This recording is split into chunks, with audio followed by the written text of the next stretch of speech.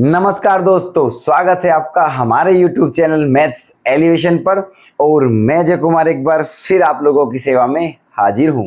तो कैसे हो आप लोग? उम्मीद करता हूं शानदार होंगे, ज़बरदस्त होंगे और अपनी अपनी स्टडी को शानदार कर रहे होंगे। तो दोस्तों, आज हम आपके लिए हम कंपटीशन की क्लास लेकर के आए हैं। जो हमने कल नया चैप्टर स्टार्ट किया था, चैप्टर नंबर 11 एवरेज। ठीक है, तो आज उसी का हम सेकंड पार्ट लेकर के आपके सामने प्रेजेंट हैं दोस्तों।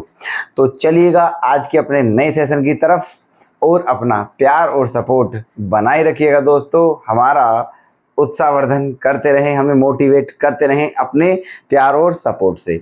हमारा मोटिवेशन कैसे होगा दोस्तों? आपका मोटिवेशन हम करेंगे और हमारा आप, है ना? ऐसे ही तो बात बनती है, आपका हम हमारा आप। ठीक है, ऐसे। और हमारा मोटिवेशन क्या होता है? आपका प्यार और सपोर्ट जब हमें मिलने लगता है तो दोस्तों हम ऑटोमेटिकली, ये समझ लीजिएगा जैसे मोबाइल को चार्ज कर देते हैं ना, बस ऐसे ही हो जाते हैं। ठीक है, तो प्लीज़ अपना प्यार और सपोर्ट बनाए रखिएगा। बाकी आप हम पर छोड़ दीजिए, हम लगातार आपके लिए मेहनत करते रहेंगे और अपनी प्रैक्टिस में कोई भी कसर ना छोड़ें। और हम अपनी तरफ से कोई भी कसर नहीं छोड़ेंगे दोस्तों। सिलेक्शन लेना बहुत ज़्यादा टफ नहीं है। ठीक है, कि ऐसा नहीं है नौकरी लगना या फिर सिलेक्शन होना बहुत टफ है, नहीं, ये बिल्कुल गलत बात है ना।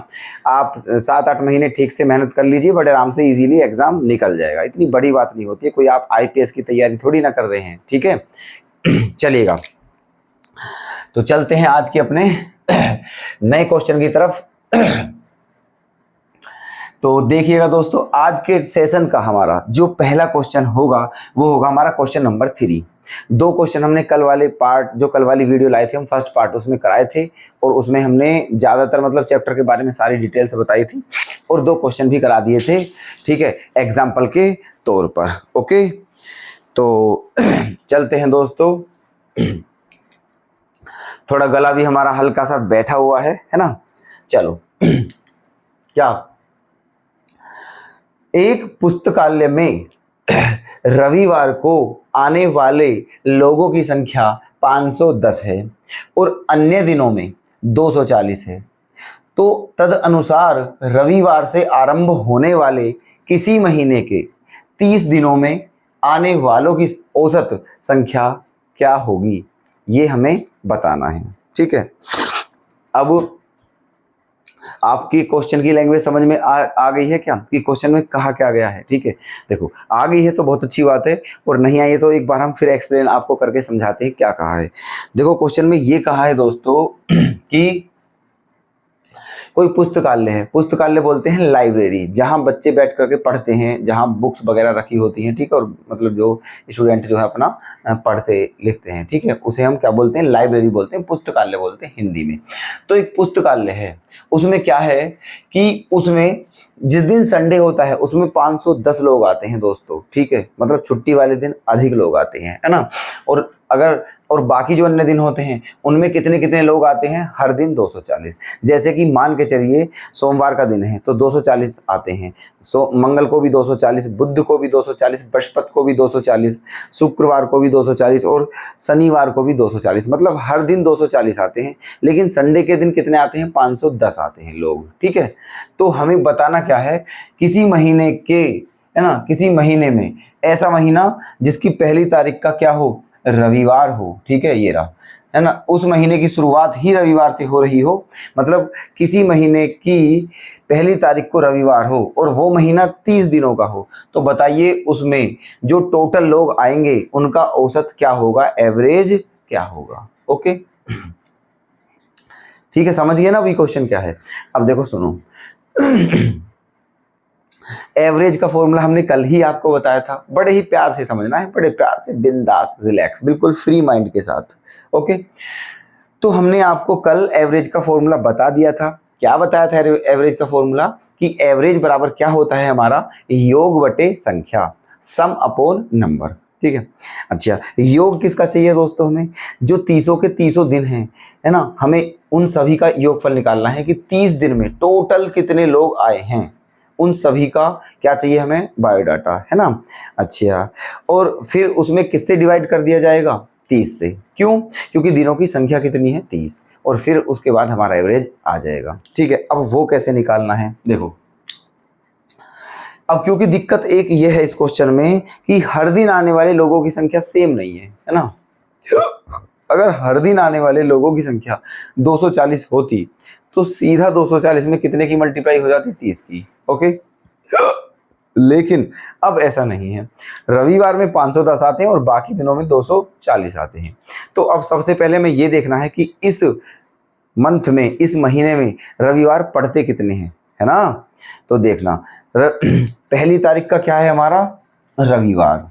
ठीक है, इधर देखना पहली तारीख का क्या है दोस्तों? हमारा रविवार। ओके, चलो अब कौन सी तारीख का पड़ेगा रविवार, है ना? 8 तारीख का पड़ेगा दोस्तों रविवार, है ना। 1 तारीख का रविवार अगर है तो फिर 7 दिन बाद रविवार पड़ेगा, आप गिन लीजिए, है ना। क्योंकि कैसे, 1 के बाद 2 3 4 5 6 7 और 1 8, और ये 1 तारीख है, ये 1 तारीख और ये 8 तारीख है। तो सोचो, देखो रविवार, सोमवार, मंगल, बुध, बृहस्पति, शुक्र, शनिचर, एतवार, है ना। मतलब 7 दिन बाद वही दिन रिपीट होता है दोस्तों, क्योंकि एक, है ना, जो होता है वो 7 दिन होते हैं, और टोटल देखें तो ठीक है 8 दिन होते हैं रविवार से रविवार की बात करें तो। ठीक है, तो कहने का मतलब उस महीने की कौन कौन सी तारीख को रविवार होगा, हमें ये बात पता लगानी है। उससे फिर हमें ये पता चल जाएगा कि इस महीने में कितने रविवार हैं। ठीक है, तो देखना एक तो 1 तारीख का रविवार पड़ रहा है। ठीक है, 1 और 7 8 का पड़ेगा, 8 और 7 15 का पड़ेगा, 15 और 7 22 का पड़ेगा, और 22 और 7 29 का पड़ेगा। ठीक है, ये इतने रविवार हो जाएंगे दोस्तों। कितने रविवार बैठ रहे हैं ये? 5 रविवार।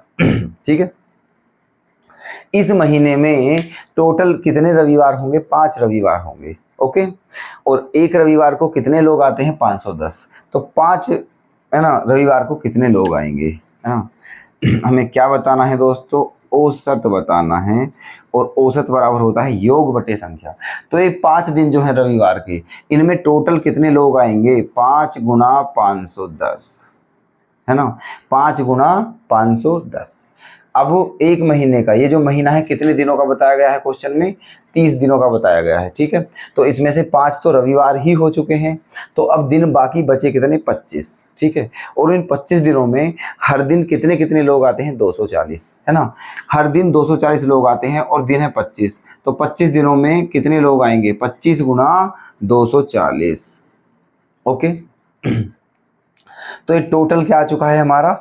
योगफल। मतलब टोटल ये वो आ चुके हैं, इतने लोग आते हैं टोटल। लेकिन हमें क्या बताना है? एवरेज। एवरेज का मतलब है हर दिन कितने लोग आते हैं, ये बताना है हर दिन। तो अब औसत बराबर क्या होता है? योग बटे संख्या। कितने दिन है दोस्तों? 30 दिन। तो 30 का क्या दे देना है? डिवाइड कर देना है। क्या कर देना है? 30 का डिवाइड। ओके, चलिएगा अब यहाँ से एक काम कर सकते हैं हम, इस 30 को अलग अलग भी डिवाइड। अब यहाँ से 2 तरीके हैं, इसकी इसमें गुणा कीजिए, इसकी इसमें गुणा कीजिए, फिर जोड़िए, फिर 30 का भाग दीजिए, एक तरीका। और दूसरा तरीका है 30 का इसमें अलग भाग दे दो, इसमें अलग भाग दे दो, तो ज़्यादा ईजी कैलकुलेशन हो जाएगी। तो हमें कौन सा काम करना चाहिए? जो ईजी है। तो इस 30 का अलग अलग डिवाइड करते हैं, तो 5 गुना 510 बटे 30 प्लस 25 गुना 240 बटे 30। ठीक है, अलग अलग डिवाइड कर देना है। अब देखो करिएगा, अब 30 से कितनी बार कटेगा? ये 8 बार। 30 अट्ठे 240 होते हैं, है ना। और ये कितनी बार कटेगा? 1 0 से 1 0 कट जाएगा, 3 से 17 बार कटेगा, है ना। चलो अब क्या बचा देखो, 17 पंजे क्या होता है? 85। ओके, और 25 अट्ठे क्या होता है? 200, है ना। तो 200 में 85 जोड़ने पर क्या आ जाएगा हमारा? 285। क्या आ जाएगा? 285। और यही हमारा क्या है दोस्तों? आंसर है। ठीक, इसका मतलब उस पुस्तकालय में हर दिन जो एवरेज है वो 285 लोगों का है। मतलब हर दिन एवरेज 285 लोग आते हैं दोस्तों। ठीक है, ऐसे पूरे महीने में। ओके, क्लियर है आपके क्वेश्चन? तो बता दीजिए हमें ऑप्शन कौन सा करेक्ट कर दूं? Option number A. ओके, चलिएगा नेक्स्ट क्वेश्चन पर।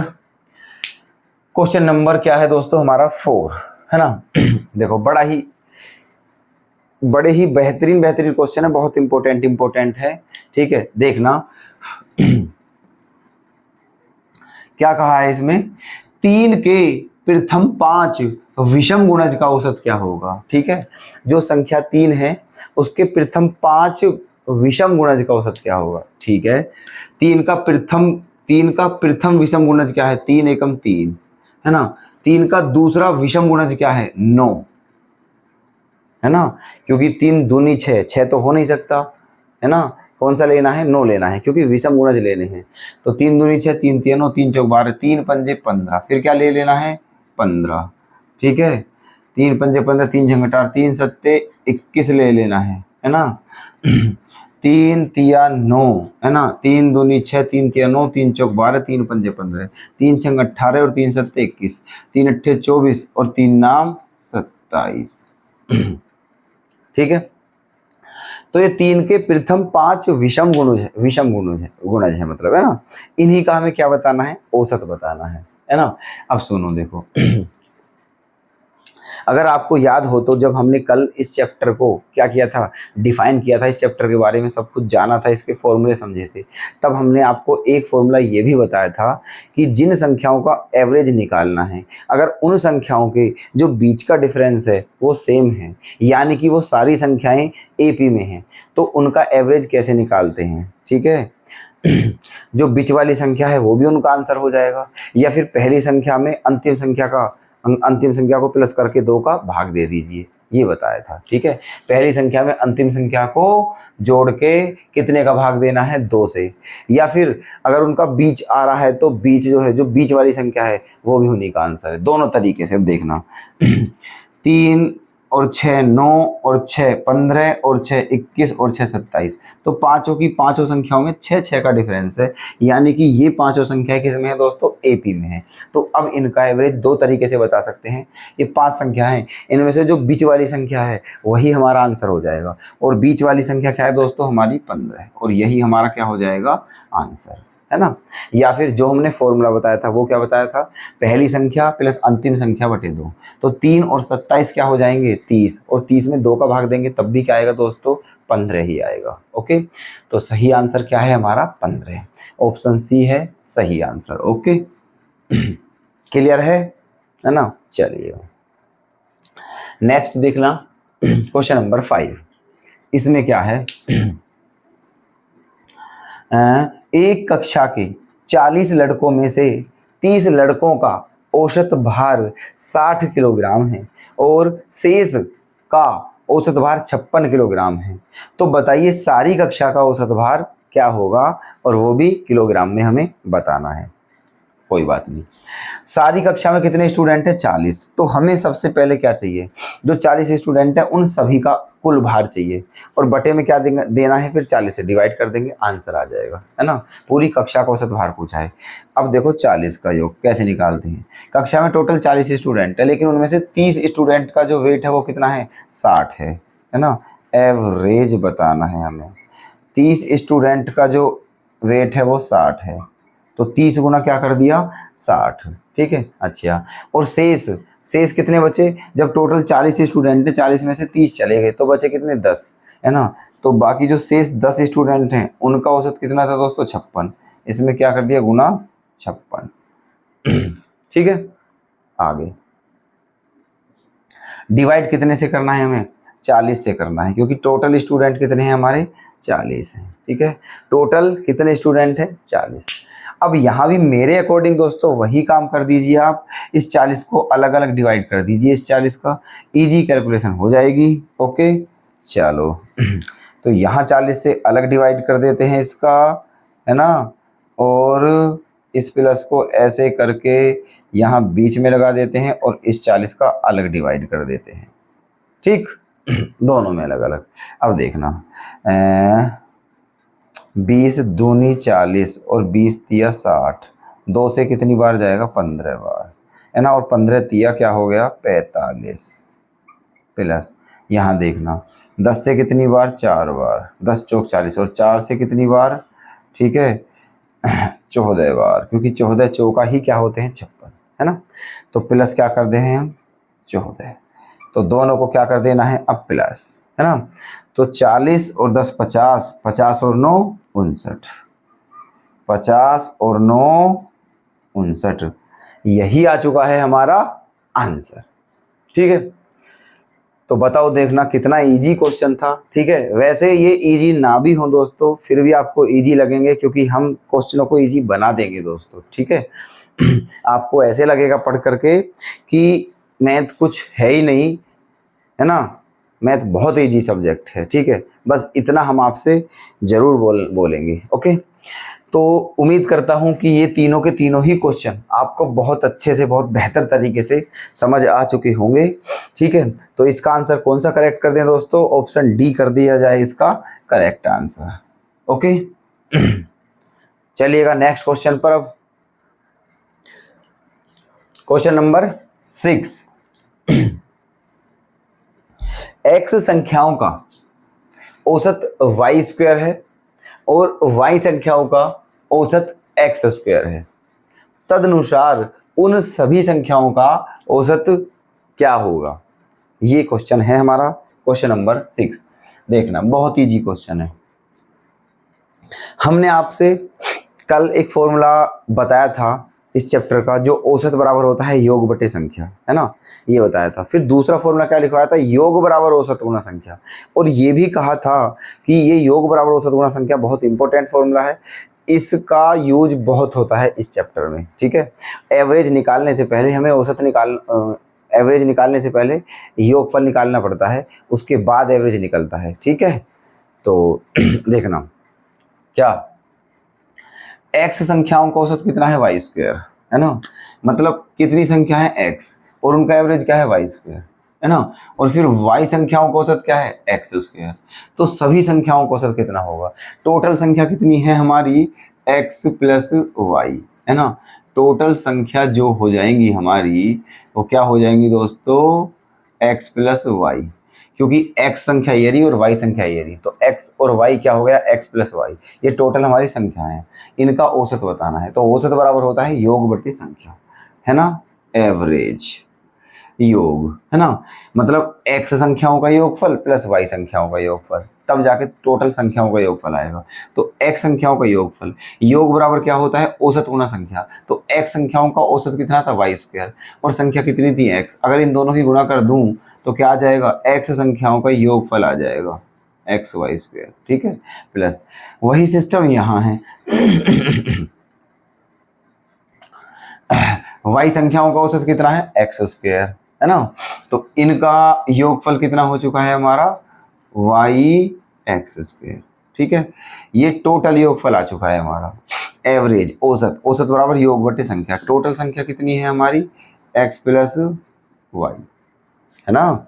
अच्छा, अब क्या करना है हमें, ऊपर से क्या कॉमन दिख रहा है आपको एक्स वाई, है ना, ऊपर से एक्स वाई हमने कॉमन ले लिया है, तो बच क्या जाएगा दोस्तों हमारा एक्स प्लस वाई ही बचेगा, और अपोन में भी क्या है हमारा एक्स प्लस वाई, तो एक्स प्लस वाई से एक्स प्लस वाई क्या हो जाएगा कैंसिल, फाइनल आंसर क्या आ जाएगा हमारा एक्स वाई।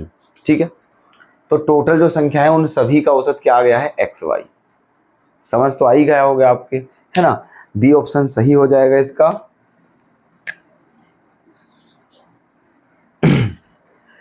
देखना क्वेश्चन नंबर 7, इसमें क्या दिया हुआ है, तीन संख्याओं का औसत 154 है, पहली संख्या दूसरी संख्या से दोगुनी है और दूसरी संख्या तीसरी से दोगुनी हो, तो पहली संख्या का मान क्या होगा हमें ये बताना है ना। चलो कोई बात नहीं, इस क्वेश्चन का सॉल्यूशन देखते हैं अब कैसे करना है। मान लीजिए 7 संख्या, है ना, 7वां क्वेश्चन, ये पहली संख्या है, ये दूसरी संख्या है ना, और ये कौन सी संख्या है तीसरी, ये 3 संख्या है ना। क्या दिया हुआ है क्वेश्चन में, पहली संख्या दूसरी की 2 गुनी है और दूसरी संख्या तीसरी की 3 गुनी है ना, 2 गुनी है। तो एक काम करते हैं, मान लिया तीसरी संख्या क्या है हमारी x, तो दूसरी संख्या क्या हो जाएगी 2x, क्योंकि दूसरी संख्या तीसरी की 2 गुनी है और पहली संख्या दूसरी की 2 गुनी है, तो 2x में 2 की गुणा करेंगे तो क्या आ जाएगा 4x। ठीक है, क्या आ गया 4x। इसका मतलब ये तीनों संख्या हमारी आई गई हैं, है ना। ये तीनों संख्याएं हैं हमारी, पहली संख्या 4x है, दूसरी 2x है और तीसरी x है ना। चलो अब इन तीनों संख्याओं का औसत कितना दिया हुआ है, 154 दिया हुआ है ना। अच्छा 154 औसत है, और औसत बराबर क्या होता है, योग बटे संख्या। तो पहले इन तीनों संख्याओं को हम प्लस करेंगे और बटे में 3 का क्या करेंगे, डिवाइड। तो जब तीनों को प्लस करेंगे तो क्या आ जाएगा, 4 और 2 6 और 1 7x, ठीक है। क्या आ गया है, 7x, और बटे कितनी संख्या है, 3, है ना। तो ये उन तीनों संख्याओं का क्या आ गया है, औसत, जो कि कितना है, 154 है ना। अब 7 का डिवाइड करना है इसमें, 7 दूनी 14 और 7 दूनी 14, ठीक। अब x की वैल्यू निकाल लीजिए पहले। तो x बटे 3 का मान कितना, 22। तो 3 की यहाँ गुणा कर दीजिए, तो x का मान कितना आ जाएगा, 22 तिया 66, है ना। x का मान कितना आ गया है, 66। ओके, कहा क्या है दोस्तों हमसे, पहली संख्या क्या होगी, और पहली संख्या क्या है हमारी, 4x। पहली संख्या 4x है, तो 4 में 66 की क्या करनी है, मल्टीप्लाई। 4 छिंग 24 का 4 हासिल 2, 4 छिंग 24 और 2 26। ओके, तो कितना आ चुका है दोस्तों, हमारा 264 आ चुका है पहली संख्या। ओके, बहुत सिंपल था, है ना। कौन सा ऑप्शन सही कर दें, ऑप्शन फर्स्ट हो जाएगा हमारा सही। ओके, ऐसे नोट जरूर करते रहना दोस्तों, हम रोज कहते हैं आपसे इस बात को, है ना। जब आप पढ़ने के लिए बैठो तो आपके हाथ में नोटबुक और पेन, ये दोनों चीज होना बहुत आवश्यक है, ठीक है। चलिए दोनों क्वेश्चन अब देख लीजिएगा। क्वेश्चन नंबर 8 क्या कहा है इसमें, 8 क्रमिक संख्याएं दी गई हैं, यदि मध्य में आने वाली 2 संख्याओं का औसत 6 है तो दी गई 8 संख्याओं का योगफल क्या होगा। तो कितनी संख्याएं दी गई हैं दोस्तों, 8। कोई बात नहीं, देखो 1 2 3 4 5 6 7 8। मान लीजिए ये 8 संख्या दी हुई है हमारी, और ये क्या है, क्रमिक है, मतलब कॉन्सेक्यूटिव है, लगातार, जैसे कि 1 2 3 4 5 6 ऐसे, है ना। तो ये 8 संख्याएं दी हुई हैं, है ना। अब मध्य में आने वाली 2 संख्याओं को सच्चे है, मध्य में कौन कौन सी आती हैं दोस्तों, चौथी और 5वीं संख्या, ये मध्य में आती है हमारे, है ना, क्योंकि 3 इधर संख्या छोड़ दी है, 3 इधर संख्या छोड़ दी है ना। तो ये दोनों हमारी बीच वाली संख्या आती हैं, और इनका औसत क्या दिया हुआ है, 6, है ना। मतलब इनके भी बीच में, है ना, इनके भी बीच में इनके भी बीच में कोई संख्या है यहाँ पर, जो कितनी है दोस्तों, हमारी 6, ठीक। यहाँ ये इनके बीच में भी कोई संख्या है जो कि क्या है, 6, है ना, क्योंकि औसत का मतलब तो बीच होता है, बिल्कुल, है ना। तो बीच वाली 2 संख्याओं का औसत कितना था, 6, मध्य में आने वाली 2 संख्याओं का औसत 6। अब क्योंकि अब यहाँ से ये संख्या क्या है दोस्तों, हमारी 6 है, ठीक है, क्या है, 6, है ना। अच्छा, क्योंकि क्वेश्चन में एक बात और बोली है कि सारी की सारी संख्या क्या है, हमारी क्रमागत हैं, कॉन्सेक्यूटिव हैं। इसका मतलब 6 से पहले संख्या कौन कौन सी होनी चाहिए, ठीक है। 6 से पहले क्या आता है दोस्तों, हमारा 5 आता है, 5 से पहले क्या आता है, 4, 4 से पहले 3, और 3 से पहले 2, है ना। अब 6 के बाद क्या आता है, 7 के बाद 8 के बाद 9 के बाद 10, है ना। तो ये सारी की सारी संख्या हमारी आ चुकी हैं 8, 1 2 3 4 5 6 7 8। 6 को शामिल नहीं करना है आपको, है ना, ये संख्या शामिल करनी है हमें। अच्छा जी, तो अब हमें क्या बताना है, देखो तो दी गई 8 संख्याओं का योगफल क्या होगा। अब इन 8 संख्याओं को जोड़ना है ना। कोई बात नहीं। देखो ये ब्लू वाली संख्या जो है केवल ये जोड़नी है, रेड वाली नहीं जोड़नी है ना। तो 2 और 3 5, 5 और 4 9, 9 और 5 14, 14, है ना। 14 और 7 क्या होता है, 21, 21 और 8 29, 29 और 9 क्या हो गया है, ठीक है, 29 और 9 38, ठीक है। 29 और 9 क्या हो गया है, 38, और 38 और 10 क्या हो गया है, 48, ठीक है। तो इन सब को प्लस करने पर कितना आ चुका है, 48, है ना। तो ऑप्शन डी हो जाएगा हमारा सही। ठीक है, अब फटाफट आप एक नज़र मारिए क्वेश्चन पर, इस पर, और बताइए क्या कोई डाउट अब भी रह गया है इसमें। ठीक है, क्या कोई दिक्कत नहीं है, क्लियर है बिल्कुल आपके, है ना। आठों संख्या ले ली, बस सबको जोड़ना ही है बस, और कुछ नहीं करना है ना। तो सबको प्लस करके, सबको जोड़ करके आ गया है 48, और यही इसका सही आंसर है। ऑप्शन डी क्या हो जाएगा, करेक्ट। ओके, तो उम्मीद है कि ये तीनों क्वेश्चन भी आपके बहुत ही बेहतर समझ में आए होंगे। ठीक है, तो चलते हैं हम नेक्स्ट क्वेश्चन की तरफ। क्वेश्चन नंबर 9 देखिएगा दोस्तों, नेक्स्ट आपके सामने है। ठीक है, 6 संख्याओं में से पहली 5 संख्याओं का औसत 20 है और अंतिम 5 संख्याओं का औसत 24 है। यदि अंतिम संख्या 36 है तो पहली संख्या क्या होगी, है ना। अच्छा, अब देखना कितनी संख्याएं दी हुई है क्वेश्चन में, 6 संख्याएं मान लेते हैं, है ना। संख्या मानने की बिल्कुल भी जरूरत नहीं है, ऐसे ही हो जाएगा, लेकिन आप थोड़ा अच्छे से समझ नहीं पाओगे। तो इसलिए आपको अच्छे से समझ आए, आपके बहुत अच्छा क्लियर हो, इसलिए हम संख्या मान के आपको बताते हैं। मान लिया 6 संख्याएं कौन कौन सी हैं हमारी, है ना, ए बी सी डी, है ना, ई और एफ। ठीक है, ये है ना। मान लिया हमारी जो 6 संख्याएं हैं वो ये है A B C D E F. अब क्या कहा है देखो, 6 संख्याओं में से पहली 5 संख्याओं का औसत 20 है। पहली 5, 1 2 3 4 5, इनका औसत, है ना। चलो जी, मतलब A plus B plus C plus D plus E, इन पांचों का औसत कितना दिया हुआ है, 20। और हमें क्या चाहिए, योगफल, और योग बराबर क्या होता है, औसत गुणा संख्या। तो 20 में कितने की गुणा कर दी हमने, 5 की, है ना। 20 में कितने की गुणा कर दी, 5 की, तो क्या आ गया, 100।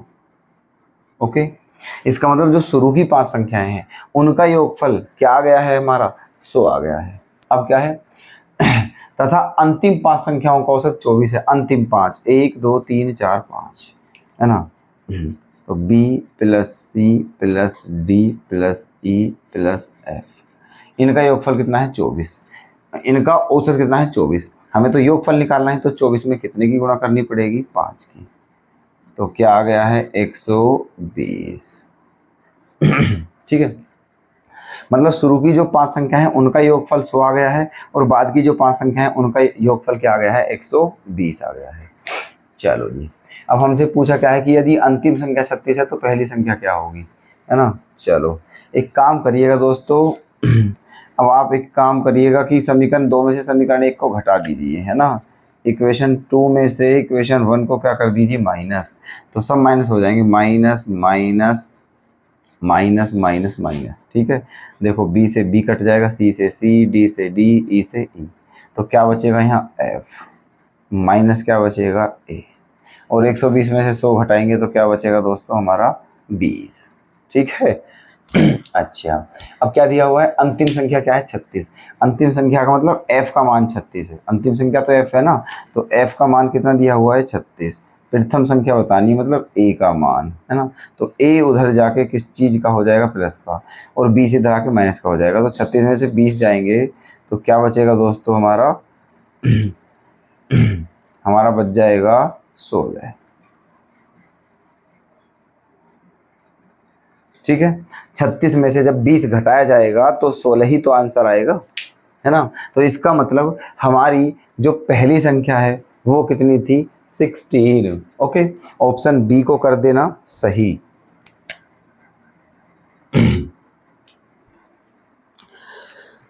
ठीक है दोस्तों, मजा आ रहा है ना क्लास में, कोई दिक्कत तो नहीं हो रही किसी को, है ना। ओके, लेते रहिएगा एंजॉय क्लास का। ठीक है, चलिएगा, तो ये देखना क्वेश्चन नंबर 10, जो कि इस आज की जो हमारी क्लास चल रही है इस क्लास का अंतिम क्वेश्चन है। ठीक है, ताकि वीडियो ज़्यादा लेंथी ना हो, बस हमें इस बात का भी ध्यान रखना पड़ता है। अदरवाइज आप ज़्यादा लेंथी वीडियो देख ले होते हो ना, जब आपकी क्या सिस्टम है दोस्तों, अगर आप देख लेते हो ना कि ये तो यार बहुत लेंथी वीडियो है, तो आप फिर उसे ठीक है यार इतनी लंबी कौन देखेगा। तो ये इसीलिए हम छोटी वीडियो बनाते हैं ताकि आपको देखने में भी कोई दिक्कत ना हो और अच्छे से सब कुछ हो सके। देखना दोस्तों क्वेश्चन नंबर 10 को क्या है। पी और क्यू की औसत मासिक आय कितनी है? 5050 रुपये पी और क्यू की। तो इन दोनों का योगफल निकाल लीजिए, पी प्लस क्यू, है ना। जब औसत 5050 है ना, तो योगफल क्या होगा? 5050 में कितने की गुणा करनी पड़ेगी? 2 की। और 5050 का 2 गुना क्या होता है? 10,100, है ना, 10,100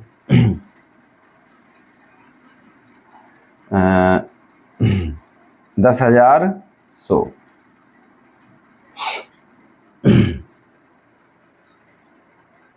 ओके, ये हो गया। इक्वेशन कौन सी मान लीजिए इसे? फर्स्ट। दूसरा आगे क्या दिया है? क्यू और आर का जो औसत मासिक है वो कितना है? 62,050। तो Q plus R, Q plus R वो कितना है? 6250। उसमें भी कितने की गुणा करनी है हमें? 2 की, है ना। 6250, 6 दूनी 12 और 250 दूनी 500, 12,500, 12,500, है ना। क्लियर। तीसरी इक्वेशन क्या है?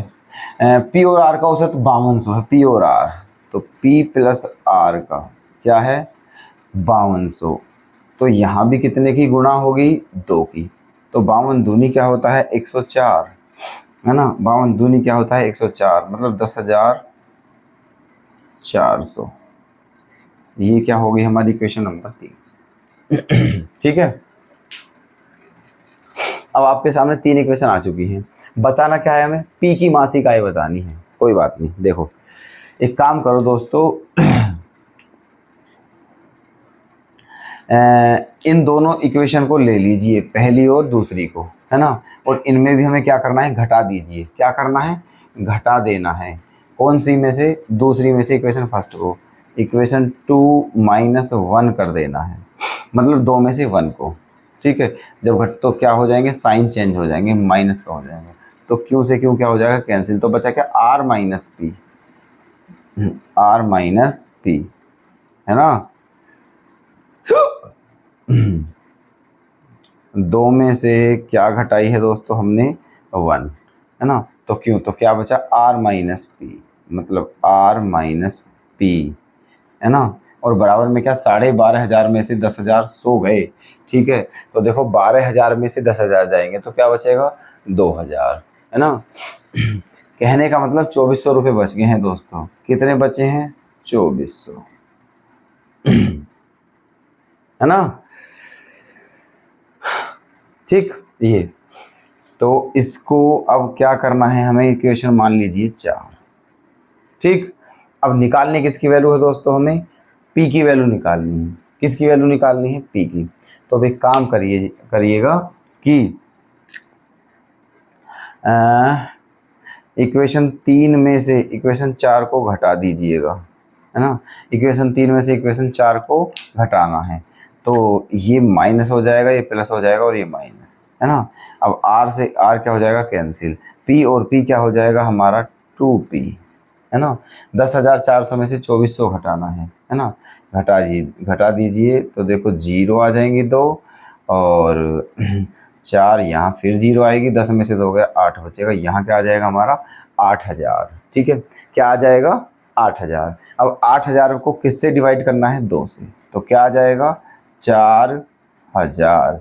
और यही हमारा क्या हो जाएगा दोस्तों? आंसर। ठीक है। यही हमारा क्या है? आंसर।